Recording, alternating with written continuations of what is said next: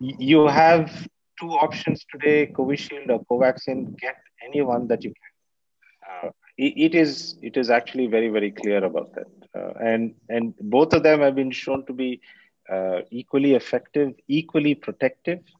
They, every day people ask me, oh, that clot, this, that. I wish I had an option of shooting all those journalists who published all of this stuff. The media reports that says, hey, this is not very safe. WhatsApp and aunties networks are, of course, far stronger than doctors speaking and medical literature. The number of people who have not taken vaccination just because of the fear of vaccine is so high. And unfortunately, that has caused enough and more damage. And I'm hoping that, if anything, the media and what is happening today will put some sense into people's heads that says, please vaccinate yourself. If there was one positive thing that would come out of all this media circus, that should get people to run to get themselves registered and vaccinated. It is a pity that the door was left open for them, and people less than 45 were not given an option. But nobody made use of it. So do not wait, and that is the most important message I want to give all of you. Do not wait.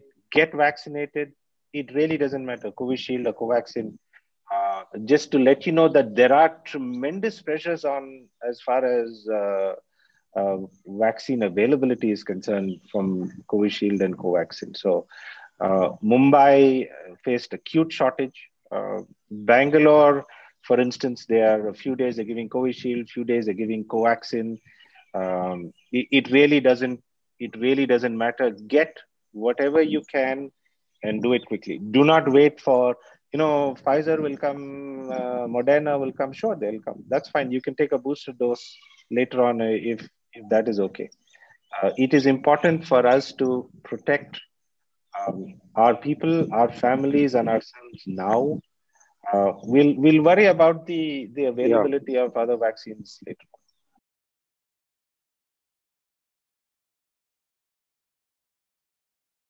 The most important aspect is please get vaccinated even if you had COVID. We do not know how long your how long the protection lasts after an infection. There are papers that have said 6 weeks. There are papers that have said 6 months. Take, for example, my esteemed chief minister. He's got COVID once. He's got fully vaccinated, and then he landed up with COVID again. The second time you get COVID does not mean you will get a mild COVID. Right? The second time you get COVID, the antibody reaction for some certain people may be so strong and so fast that the inflammatory response and the damage to the lungs, etc., could be far more severe. So, if That's you had crazy. COVID, it is not a passport for you to walk around thinking, nothing will happen to you. On the contrary, I can never forget those couple of weeks that were there in COVID. I for sure don't want to have another episode of that.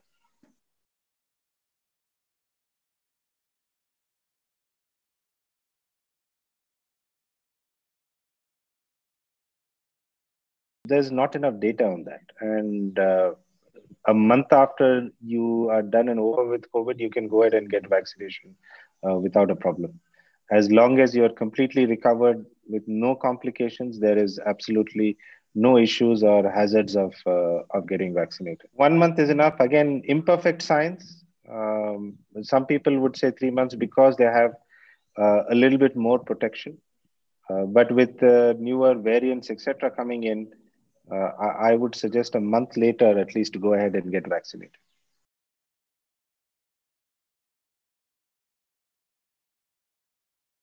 You need to take two, and you do need to take the two. You will get a booster dose, so don't worry.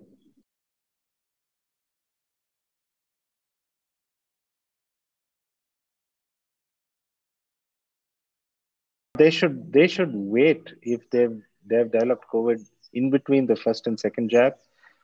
Wait for a month until their entire symptoms are settled. The reason is that COVID causes damage via two important mechanisms. The first early mechanism is the infection itself. It's like, you have a virus that is replicating, and that causes damage to your body. The second one, and this is far more damaging even on a longer term, is the inflammation it sets out. So think about the fact that the body starts to react to the infection, but the body's reaction itself is so strong that it starts to damage the tissue around it. Vaccination in these people who have significant inflammation might actually worsen their clinical situation.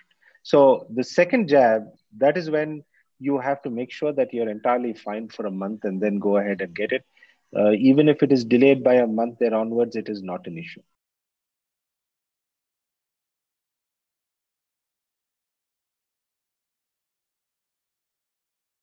No, no, no, not at all. See, antibodies, even if you have zero antibodies, that does not mean you have a risk of COVID. So antibodies That's are what produced by something called B cells. There are also T cells, and both of them are important. Antibodies also have a half-life. Yeah. So just because their levels are low or undetectable, that does not mean that you are susceptible to COVID if you had it in the past. So Yeah. same way, if you have antibodies, we don't know whether these antibodies are the ones that will protect you, how much, etc. So you don't judge, vaccination based on your antibody levels. I don't check my antibody levels. I don't see any comfort in them, and that's not something that I recommend to people as well.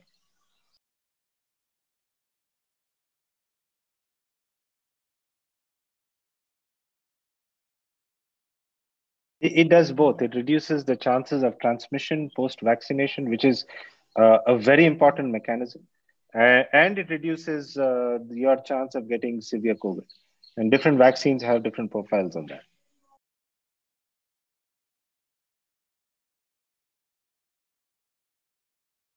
It's untrue. Your chance of transmitting may be less, but you do need to mask up for sure, because you may get it again. You may get a milder form of it, but Got there it. is no escaping masking.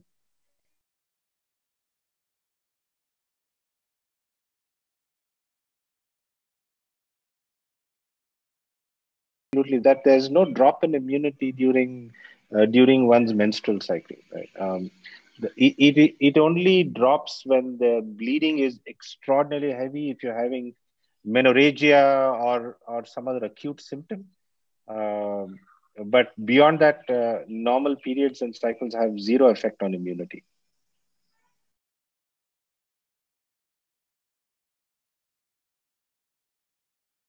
Yes, it is entirely safe. In And so, fact, some of the antibodies go to the baby as well, and that is protective.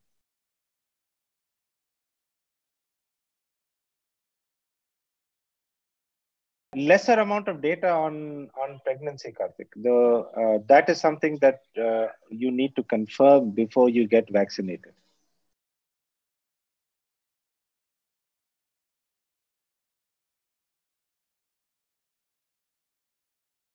yeah, Primary healthcare centers, and primary and health. that might actually be true if you do have one. The As he rightly stated, people are rushing to large hospitals. They they, Crazy they don't amounts of realize that flow. around the close by that there is a PHC that is doing this for you.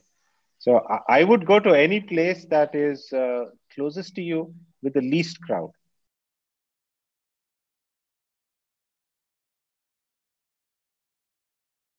If you're allergic to most of the stuff, you have no problem. Now there are very few people who have significant anaphylaxis. That they a small peanut they Yes. have in something, and they rush to the hospital. These people have to be vaccinated with far more care, and that's the reason why you get it done in a hospital. Just to give you some data from my hospital, we've had zero cases of anaphylaxis in vaccinating people from February till now. We've had no clots, no serious complications whatsoever. The oldest that I have personally accompanied and vaccinated is 99 years old.